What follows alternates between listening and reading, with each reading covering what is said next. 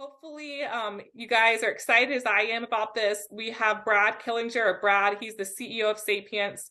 And I got to meet him before this webinar, and it's nice to have nice people. And so not only is he smart, he's to share a lot of great insight, but he's just a wonderful person. So a little bit about him to give you some perspective.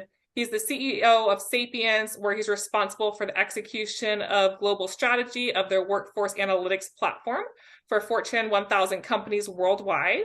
Prior to joining Sapience, Brad served as several key global leadership roles at some major companies you're going to know, such as IBM, Oracle, Unisys, and he also has 6 kids. So I think that that's just as important as all of his other amazing work experience is that he's a nice guy and he has 6 kids. So we're excited to have you, Brad. Come on board, get your camera on. And again, folks, put in your LinkedIn link. We want to see who you are, a little bit about your background, and then Brad, take it away. Awesome. Thank you so much for the kind introduction, and hello everyone. Thank you so much for taking some time to join this session. I would just say, bear with me. It's interesting. I've done a lot of stuff in my career, presentations, meetings, interviews, but I'm not sure I've ever done a 45-minute presentation into a computer screen. So I encourage if you have any real-time questions or comments or anything like that, please feel free. And I also promise that we'll save time at the end if you're more comfortable with that. So let me just start. I'm Brad Killinger. I'm the CEO of Sapience Analytics. We're very proud of our affiliation and sponsorship with SIG. Hopefully many of you out there have seen us participating in some of the SIG executive summits and the prior times. I know we're all looking forward to going to Scottsdale and seeing you in a couple months here. So I promise we'll come out of this session, and at a minimum, my goal is to provide everybody out there with really, I would say, 2 inherent shortcomings of what we are consistently seeing in the marketplace today. And I'm going to probably refer to them more as aha moments, because while these shortcomings exist, I also think we can talk quite a bit about real transformative opportunities to solve those shortcomings. So with that, let's dive into the material.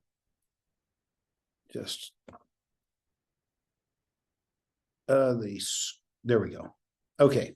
So, let me just start here. And a lot of these first slides are, I'd say really geared around, defining, what the state of, procurement teams are today, as well as, what we see as the increasing use and value of data into your business. And so, I would just make the comment, the role of procurement has just changed or transformed dramatically over, in my 28 years of working. The reality is that today, procurement teams, there's a huge emphasis on really, becoming, if not being, just pure orchestrators of value across your business. And, that really involves very proactive roles of working with, business unit leaders, your functional partners, your suppliers, et cetera. And so, with that being said, not a big shock to me that when you look at kind of consistent surveys out there, I mean, 3/4 of you on the phone identify, as kind of your, top list of, and ever-growing enterprise level priorities. I mean, driving operational efficiencies, digital transformations, margin improvements via cost reduction. And certainly there's a whole number of strategies, that you all are actively embarking upon right now in order to, achieve these enterprise level, priorities, which represent, dramatic transformation opportunities for the company. As part of this, you hear a lot. I know I go to a number of these conferences, the idea of kind of data-driven intelligence. This is a really big deal for people. And from where we're sitting right now, this actionable data and insights is really, in my belief, is going to form, the foundation for the next generation of, strong, high-performing procurement teams. And we're seeing this kind of every day in the market right now, that, procurement teams that are embracing these capabilities, they are, outpacing their peers. I mean, they're using this to really optimize spend, to better manage supply chains, to create next generation ways of driving supplier management, so on and so forth. And so, this foundation is something that, I have a great passion. We have a whole company we've built around, and this data-driven intelligence, I think it is the wave of the future. And we'll talk about that, as we move on. So let me go a little bit deeper here as we flip through the slides, is, on the importance of this data-driven intelligence. I first there's speed and competitiveness, and how are you going to stay ahead of the competition and still innovate? The power of data in order to continue along that paradigm, is even more critical than it is today. And so, I look at the bottom, and you go, look, 90%, of companies, that are see, this is a key strategy for being able to, optimize your costs, cash flow, your risk and compliance. 74% of companies, see leveraging this data from third-party providers for that sort of decision intelligence is really being critical. 93%, of people you see, not just single data sets, but the ability to be able to integrate, multiple data sets in, into actionable insights as being critical. 76%, defining that data quality, really big deal. Obviously, you're going to leverage this data. You need to make sure it's, trusted, unbiased, so on and so forth. 77%, see, data positively impacting their results, and 84%, are frankly seeing, increased savings performance, through the use of this sort of, data-driven intelligence. So for me, this really, continues to represent a major evolution for procurement teams. And I think, as I mentioned a little bit on the last slides, but, teams that are leveraging, data-driven decision intelligence, they are outperforming their peers across cost savings, resiliency, risk management. And, you're going to continue to see these investments that are going to, keep being made because of the massive benefits of harnessing your own data, for your benefit. And the final part on kind of setting the stage, at least around the data, is really around this idea of it's more than, just data, so to speak.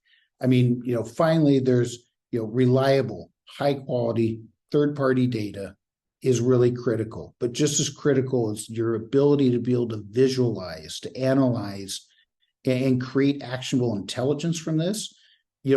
That is where you're going to find your next big levers of transformational cost savings, whether that's cost management, category management, sourcing, third-party risk management, so on and so forth. So said best. I mean, I can read the quote, in a world inundated with information, true leaders recognize that data is not just a collection of numbers, but a strategic asset that fuels informed decisions, empowers negotiation prowess, and shapes the future of procurement. In my simple way, data is just not numbers. It is a strategic asset of yours that can absolutely be leveraged with really, measurable and significant benefit to your company. So, up until this point, I would kind of put 1 and 2 as kind of key takeaways. We have not gone to these aha moments yet, but, I'm sure that, most of the summary, the state of, current, procurement teams and how you're thinking of it, these are either initiatives that you're considering, maybe you're actioning, maybe you're even leveraging today. So the next several slides that we're going to talk about is really, I want to challenge you to two aha moments of what, these shortcomings are, but also, show you a path, a proven path of how, many of our customers around the world, are leveraging this sort of data in order to achieve some real transformational benefits. But before we jump into that, we're going to do a quick survey. And so let me flip on to this slide. And I think with this, you should see a survey pop up. There we go. And I think important. So how important are data-driven decisions to your procurement process? And you can see the answer is very important, understand it, but not a high priority, becoming part of the strategic discussion, or not a priority. So if everyone could just take a moment to click on this.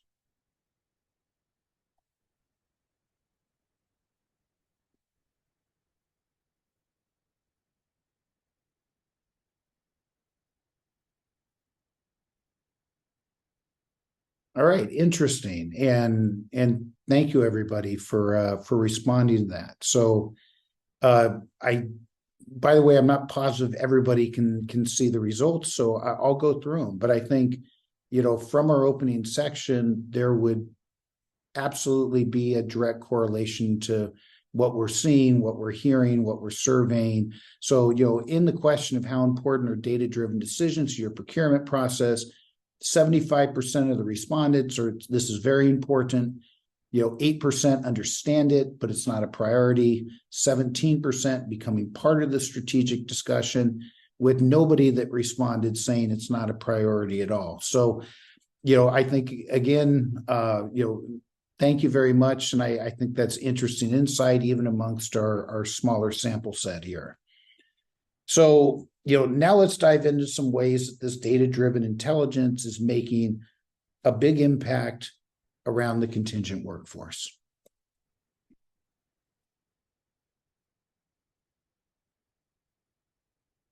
There we go. Okay, so let me just kind of start here. And I think one of the, interesting perspectives, at least, from where I am is, this is absolutely amazing. Just look at these numbers. I mean, you have the U.S. contingent workforce market right now. It's stunning, the size and the fact it is only growing, and it's going to continue to grow. So as of, the numbers, at least, that we're able to look at, there's over 52 million contingent workers just in the United States. This workforce now makes up over 35% of the entire workforce. 83% of leaders are relying upon this external labor in order to, execute their business. And by the way, by 2028, the value of this marketplace is going to be almost, over $81 trillion. So this is not just a giant, spend, but, massive population. There's certainly, significant shifts that are occurring in the broader, environment, but this is a really important area, and it represents a whole lot of, budget, dollars, etc. So inside of this, and I think, as this space has grown, as it's grown, there has clearly been, a reaction that's come from the procurement world. And, a lot of this has been some phenomenal innovation, right? So I think most of you on the call would have, a pretty good understanding, in terms of, look, most companies we interact with, they have a VMS, or a vendor managed system, really the core technology platform for procuring and managing this contingent work.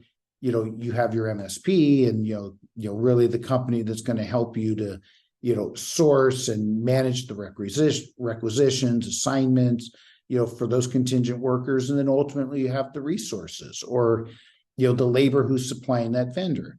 And so, these three pillars have, certainly, made incredible advancements inside of enterprise companies, created enormous amount of value, and is pretty much the de facto standard right now, for how companies are thinking about this ever-growing, contingent workforce marketplace.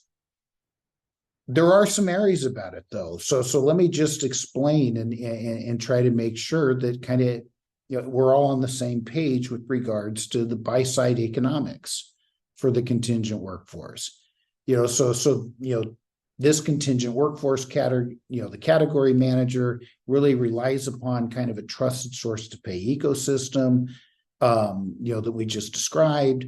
This ecosystem is including, the suppliers, process, and technology, where, and in exchange for that, the companies are achieving, significant automation benefits and, overall spend savings. And so I'm sure that, our diagram here of, kind of the overall workflow from defining a resource and creating it all the way up until, ultimately, time is paid and somebody, supplier gets paid is something that looks familiar to you. Hey, Brad, can we ask Yeah. a quick question that came through the chat to the panelist here? Yeah. Perfect. So I think that others might be having similar questions, so sorry to interrupt, but it said, how do you define a contingent worker? Well, in my mind, that is anybody that is not a W-2 employee that's supporting a company. Okay. And so, certainly there are, and in the context of what we're talking about today, the majority of those contingent workers are going to be more knowledge worker type roles, right?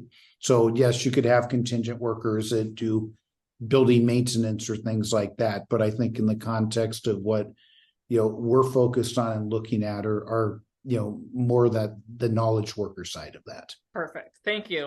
I Sure. figured other people might have similar, so I wanted to chime in right away. Appreciate it.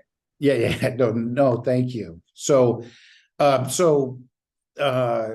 if you look at the supply side economics, and I think it's a really important part for everyone to understand is so if you think of that ecosystem that's been built to address this rapidly growing portion of the company, start out with how are VMS companies paid and what's their economic model.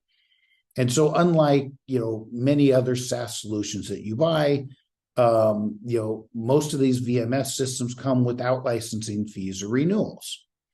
It's really a vendor funded model. Is the prevalent or most industry standard model that exists there. This technology stack is funded through the participation fee paid by staffing vendors who pay a percentage of the spend on the labor that they provide. And so, roughly 75% of VMS contracts apply to this model, whereas much smaller percentage, like 20%, have a more traditional software licensing model. And so I think a very important differentiator for us, is how is this, phenomenal VMS capability ultimately being funded? The second part behind this that I think is really important to look at is, how are the, MSPs paid? And I think, again, two prevailing models in there. The dominant one of these is really your supplier funded model. And that's really where a percentage of the invoices billed by a supplier is going to be held back to pay for the management costs of this MSP program. So, again, as a result, no direct cost to the client. And so, this model has again, works well. The MSP retains a percentage of the vendor invoices to cover those costs.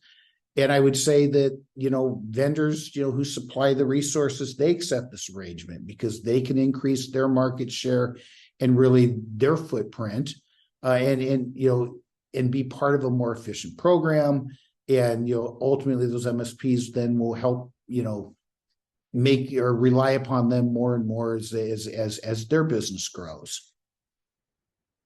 So that brings me to what I would say the inherent shortcoming number one, and which I also think is an aha moment.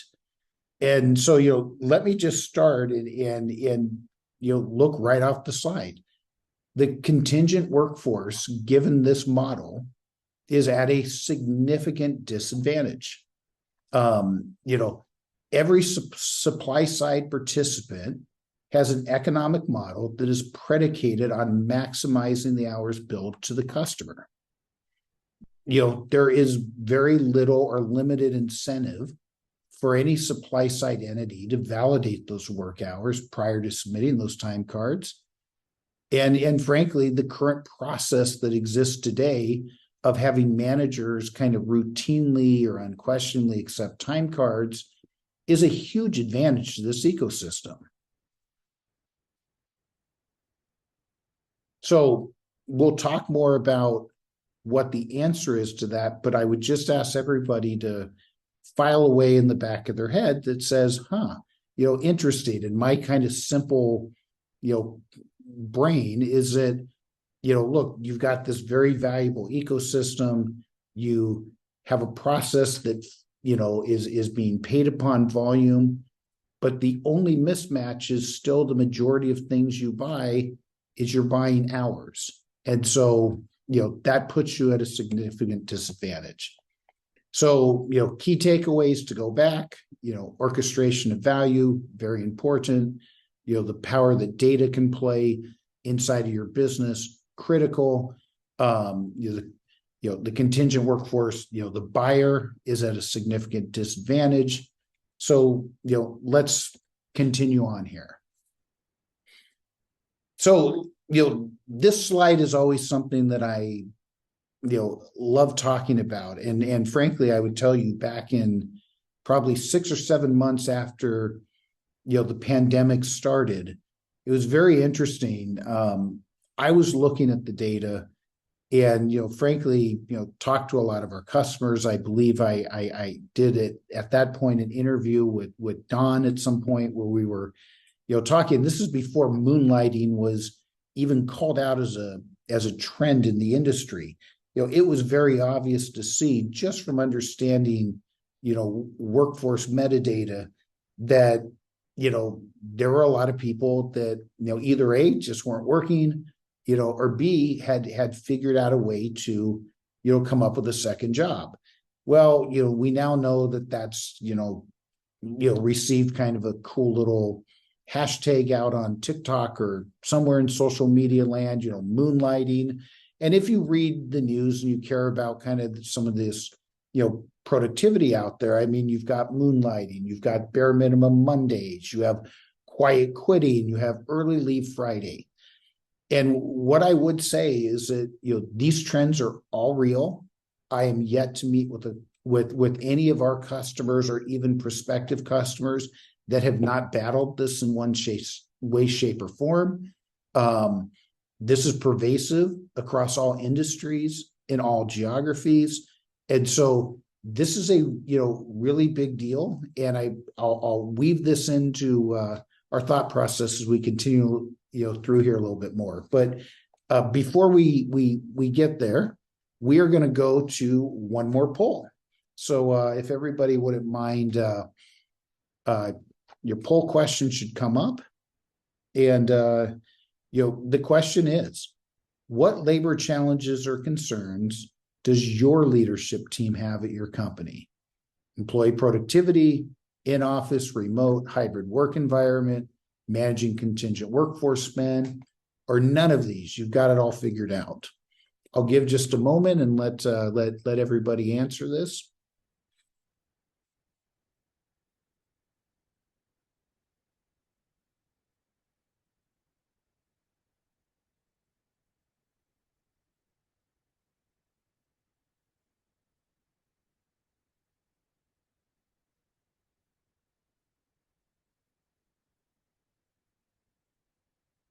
Interesting.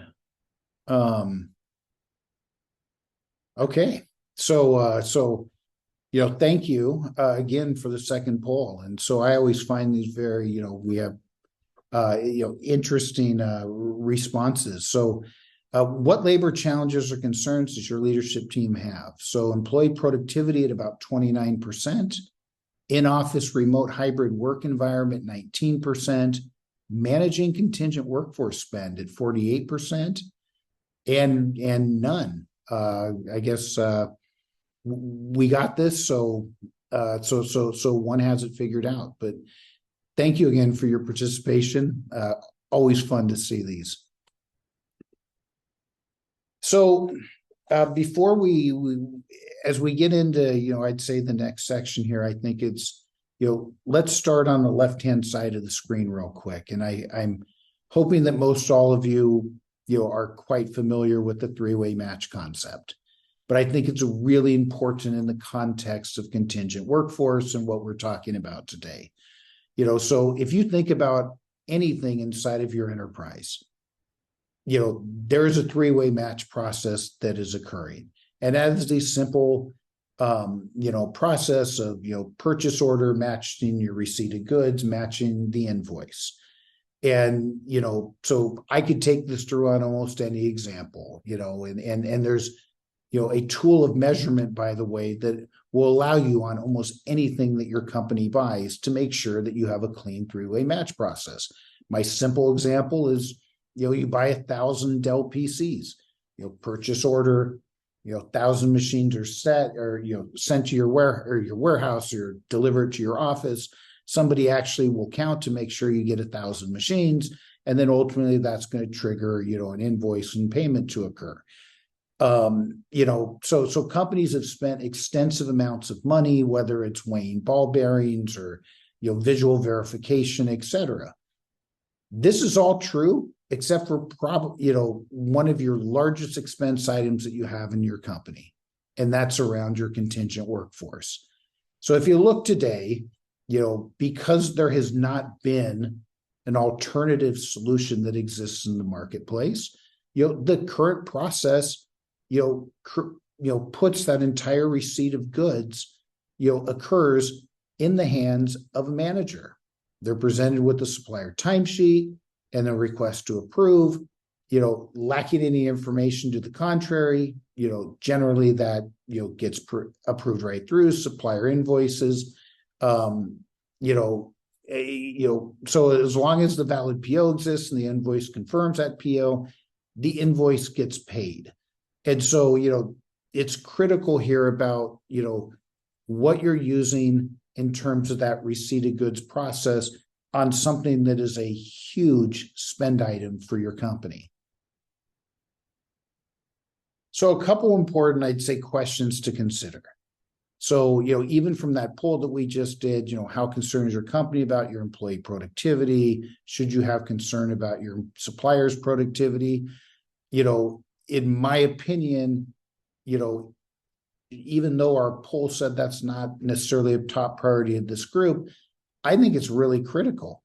So you sit back and we're talking about productivity, that list is not agnostic. If you're having challenges of moonlighting or bare minimum Mondays or whatever the cool buzzword is, to believe that you have suppliers that are, supplying labor into your company are not confronted with the exact same challenges that all of everyone else in the business world is a bit insane. Secondly, as I look at it and I go, the contingent workforce, inside of your supply side contracts, are there any incentives to ensure that time cards are reflecting, work that is actually being performed? Next question, love asking this. What percentage of time cards, in your business that you're receiving are for, 8 hours, or more consistently week after week? And then the best question is, ask yourself, what percentage of time cards that, your managers are receiving are being rejected? And that's usually a pretty eye-opening, number. And so, the real question here is not about, it's not an accusation or to try to make, anybody's doing anything incorrectly. The reality is up until this moment, there has not been reliable and accurate information, that would give your managers, that your managers have access to when reviewing time cards to even, make that receipt of goods claim. Usually, or most companies we're working with, heck, they even have admin teams that are chasing those managers, again, all in an attempt to try to ensure time card accuracy, or at least that those approvals occur on time. And this is a really, I'd say, big concept for everyone, because I think, companies have done the best they can with what was available, but something better is available that can help, get through this process and frankly save tens of millions of dollars. So, the second major, I would say, inherent shortcoming or aha moment that, we talked about at the start here is really, a big area, which is number one, vast majority of commercial agreements are time and material. You are buying hours, and, there is absolutely a way to confirm receipt of goods of those hours. Most common pushback that we get is, oh, well, maybe I should probably only care about outcomes versus time worked. Again, if the majority of things you're buying is hours, you probably ought to make sure that you're getting the hours that you bought. What percent, the majority of your contracts remain in this area. And so, the long and short of this, if your managers don't have reliable and accurate data to confidently review time cards, this kind of routine and trusting auto approval is costing your company millions in unworked hours and inefficiently deployed resource capacity, which could be reused towards something that was, a lot, different or better for you and for the company. And so I think, this is something that we all inherently know there's a better way forward, but this is something that is a significant opportunity for everybody out there. So, key takeaways as we build on these. So orchestration of value, data as being a key component in a go-forward procurement strategy. The buyer, or, you're at a significant disadvantage. And then, oh, by the way, they're up until now, there just has not been a very effective way for managers to routinely approve. And by the way, I think there's one other important part, I'll hit on it, is, in a post-pandemic world, and as you do take into account hybrid work, remote work, dependence on, highly talented offshore locations, even the concept of, visual verification and other items that you could have used in order to come to a more comforting approach around approving time cards, a lot of that has disappeared and may be disappeared for a long time to come. So just a sec, turn slide. There we go. So, there are enormous cost savings can be achieved by holding suppliers accountable to invoice for the hours that have actually been worked, and or better deployment of available capacity towards more pressing work activities. We here at Sapience, our data-driven decision intelligence is consistently showing there is a sizable gap that exists between, time card reported time and actual time worked. When you press that down further, businesses and managers lack transparency and a viable time card audit mechanism. Work from home, as I just said, eliminates some of that visual verification. Companies place, this responsibility on, ill-equipped managers as the essential time worked verification, point. There's no question that, this is being exploited by the existing process as kind of a control point weakness, and it's rewarding an economic model. And, up until now, there has been a lack of alternatives. And so, that's where we're, I would say, disrupting this arena quite a bit. So how does the Sapience platform work without diving into a into a full-blown sales pitch here, but it's very, very simple. I mean, in 99% of our contingent workforce engagements, we have a very lightweight collector that sits out at the VDI where you would have your contingent workforce come in. We're able to collect those work patterns when they're doing work on your behalf. We then take that in, we structure that data, and then we are able to put that into a very intuitive UI and create unified views of the workday, of supplier performance, of are they working on the things that you want them to work on, so on and so forth. And we do all of this and with privacy at our core and in phenomenal privacy settings. By the way, we are deployed across I think 16 countries in the EU. We're e-privacy certified. And so, I promise after this, if you have questions, we'd be happy to, do a demo and take you through it. But, we've been here and done this and confronted most of it. What I would say, though, is that the business impact possible with this sort of Sapience, intelligence is phenomenal. So, I'm not sure I've been to a customer in the last 3 years that there was not at least a minimum 30% delta between, what their actuals are and what they're paying for. And so if you think of the value of this sort of data and your ability to really be able to get automated workday capture, to understand, what's happening, when it's happening, how much of that is happening, it is dramatic. And by the way, this isn't just for time and material workers. Over the last several years, we've also now more and more companies are, having us, to get our technology and really building, their data sets, even on their fixed price engagements. Because when you think of the negotiation leverage, when I started work in the services world 28 years ago, fixed price really meant black box. And yes, you're only paying for an outcome, but the reality is labor makes up the vast majority of that underlying, whatever unit cost that you're talking about.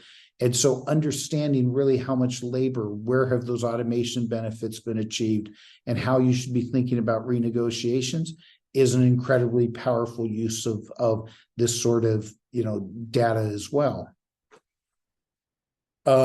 Just to give you a couple of examples here, and I think it's important that you understand the terminology, but these are, obviously redacted, but, real results that we've had in the last, 12 to 14 months, which, the concept of clock time versus build time versus actual work time. And you can see that, we see very consistently that the idea of when somebody logs in and when somebody turns off their computer, i.e. that clock time, has a very almost one-to-one correlation with the bill you get. But where it gets interesting is when you actually start to look at the data and understand what is the actual work time that's happening. When are they doing, when is that, resource doing the work that you expect to be done? And so, just the mere fact that there's oftentimes a 50% gap between that build time and between actual work time, that enables, and our data allows you to really go in and start looking at, typical work days and understanding, where are the opportunities for improvement? Where might I, be able to, lower a contract? Where may I be able to redeploy, resources, because it's really found capacity that we can be getting more productive throughput, so on and so forth, critical. And the only other part that I would, that I would point out is the other part that, more and more companies are using our data for is, a supplier burnout is just as critical as, we spend a lot of time talking about, employees being burnt out. And, your flight risk. What if you lose a top performer who is, does a great job of performing a critical task? Well, more and more that, line isn't necessarily being differentiated between, oh, they're a contingent worker and this is a permanent employee, because those teams are being so intertwined. And so I think one of the interesting parts is you think of that risk reward and not understanding. So this is actual data. When you look at you kind of top 20%, and you have suppliers that are doing unbelievable heroic efforts and jobs for you. They're pretty much, there's no correlation between their billing and how many hours they're submitting. But clearly, you as a business should understand, who those top 20% are, who are the, consistent low bottom 20%, and have this data in order to make much more informed decisions and thinking through that even as you renegotiate and work through contracts, so et cetera. Most of our customers, they're really going through a journey with this. So often in our world, I'd say version 1 of the data is really about right sizing the cost. So, in the end, am I, buying the requisite amount of labor to support what our business really needs? And, once you're able to get there, you're going to be able to improve your procure to pay process, minimize the cost of unworked hours, so on and so forth. We usually then over time, this is a journey about how do you as a company, really start to embrace this type of data and drive, long-term value out of it, is in, you start getting into capacity optimization. Again, you're able to, find more areas to reduce contingent labor costs, better manage staffing levels, understand really who does and doesn't have, capacity, and then all the way down to the end where you move more towards a kind of persona-based and quality of workday where, you feel very good that, you've right-sized the cost, you have the right capacity, and now you can really, turn your attentions towards, establishing, the ideal work days, the ideal productivity targets, who are the people that, you must keep, and, so on and so forth. So the key takeaways. So we are getting towards the end of we are at the end of the show. And I think, if we kind of go back through and run through, again, hats off. I think, procurement, the orchestration of value is something that's amazing and is only going to continue to transform. This importance around, data as a strategic asset is something I think we, all agree upon. A couple of key shortcomings around understanding that the current model that exists today, that you as a buyer are just at a disadvantage. Secondly is really, understanding, this huge chunk of your business that, how do you deal with receipt of goods and really get yourself into a position, where you can pay for what it is that you're buying. And then, the final piece is look, we're proving this every day in the marketplace. There are enormous cost savings, massive transformation can be achieved, by leveraging, a company, by leveraging Sapience and leverage, trusted, unfiltered, unbiased, third-party data that's really going to help a company to, become truly data-driven and to develop that data-driven intelligence muscle. So, we think we can play a really big role in helping you continue to evolve as a key orchestrator of value inside of your enterprise. So, with that, certainly, if anyone either has questions, if this hits a note, I would, ask you, please, we're here 24/7 and love continuing to rapidly grow our business and get this message out. So, please, if easier for you, call me directly, call anyone, or send us an email to marketing@sapienceanalytics.com. And I'm sure we will respond to you quite quickly. So hopefully you found that useful. And once again, thank you so much for your time and for joining us today. It was a pleasure to be here. Thank you. And Brad, no one else leave. Everyone stay. No one go. It was like you were about to run away. Do you mind staying on? We have some questions for you, Brad. Is that okay?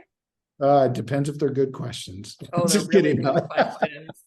All right. So the first one is worded, this is an excellent strategy for the contingent workforce space, but can it be used to monitor W-2 employees as well? The answer is yes. So we have so at Sapience we have two very distinct go-to-market offerings.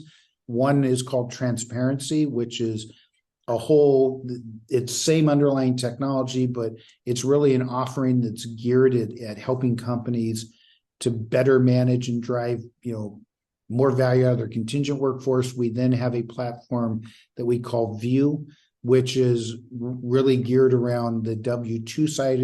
And a lot of that is value proposition is around trying to help companies, return to office. So understanding RTO policies, helping them, understand and, employee burnout, weekend working, really giving companies kind of a digital assistant in that data to help them better, manage their direct employees as well. Perfect. All right. Thank you. That's helpful. Even helped me understand that. So I appreciate it. And folks, keep on. I see a few more in here. Let's keep on sending them. Again, we have 10 minutes, but if we can't get to them, we'll connect with you afterwards and get those questions answered.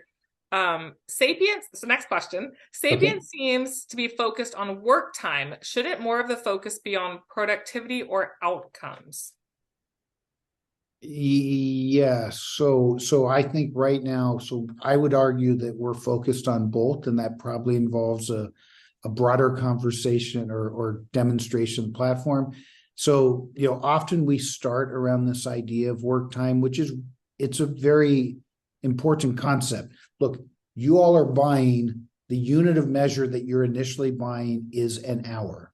And so we have an 100% automated way that can confirm the receipt of that hour. So that's number one. Once you get behind that, yes, as a platform, we can do input, like input output correlations and get. Okay. So I think in my last slide, when you talk about, kind of the journey we tend to go on, I think I called it the persona-based quality of workday.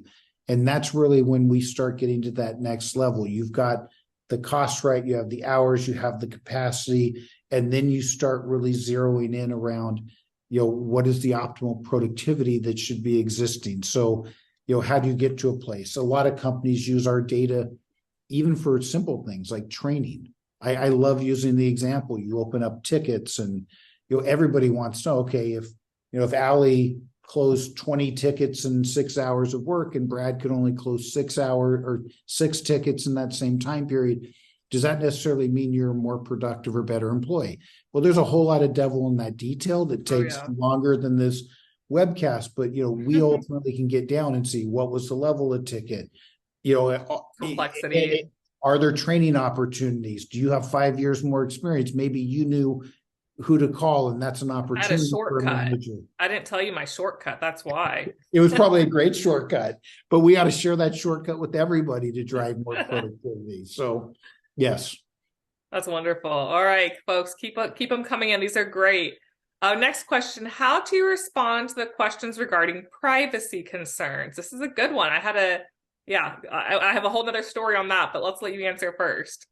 Yeah, so again, at a simple level, and it's too complex to talk here, we as a company have been a leader, if anything, a very vocal leader with regards to privacy rights. And so we have built an entire system that is predicated on the idea we don't capture personal time. I'm not interested in understanding.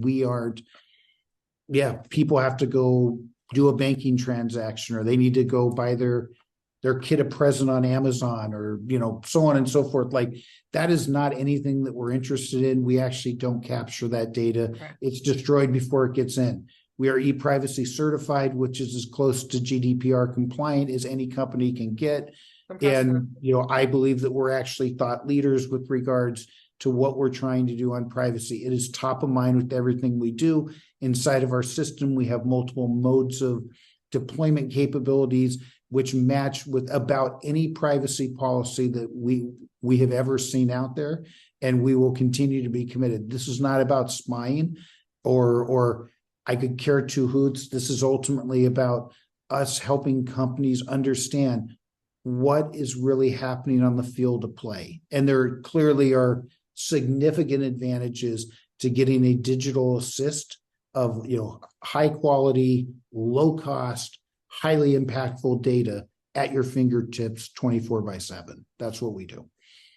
That's great. Privacy. So my short story is someone tried to hack me yesterday through my Bank of America card. So yeah, privacy is a key concern to me today. Next question, I guess they want some more specifics about how working time is measured. Is there anything more you can share on that? How is work time measured? Yeah. So work time is, again, probably best off for a detailed follow-up, but if you look at work time, that is something, so we map that with clients. That's predefined, controlled by the company, who establishes what is considered to be work and what is considered not to be work. That obviously is evolving constantly. Our businesses all change, the nature of what the assignment is, what you expect. So that's all done in a mapping process. It's very quick, easy, and customizable for each group, each employee, so on and so forth. So the work time is really the digital representation of what you believe valid work time is inside of your company. Perfect. That's great. All right, we got time for I think one more and then wrap it up. But folks, please continue to put your questions in, because if we can't get to them today on this, we'll connect with you offline. Or if you're shy and you just don't feel like submitting it during the webinar, that's okay too. So we're talking about what must we have in our workforce management playbook. So that's a tough one. What must we have in our workforce management playbook? I guess they're talking about the trends that they're seeing today. So is there anything you can share along that line? I'm not understanding the question beyond I would answer that any workforce management playbook has to be grounded in data. That's my belief. And so step number one in this is you need something like a Sapience that is going to give you that grounding of what's really happening on the field of play. I mean, workforce management is it's a very broad, so I don't know where they're coming from or what they're thinking about, but this formation of data is the absolute most critical piece, in my opinion. Perfect. Well, that's going to wrap up. So thank you for sharing your insights and your knowledge, and we just appreciate you as being the sponsor for today. Thank you, everyone. And if you have any questions, marketing@sapiensanalytics.com. We'd love to answer them. All right. Thank you so much. I hope everyone has a wonderful rest of the day, and you will get a link. So folks that are asking that, yeah, you'll get a link to the presentation. All right. Have a good one.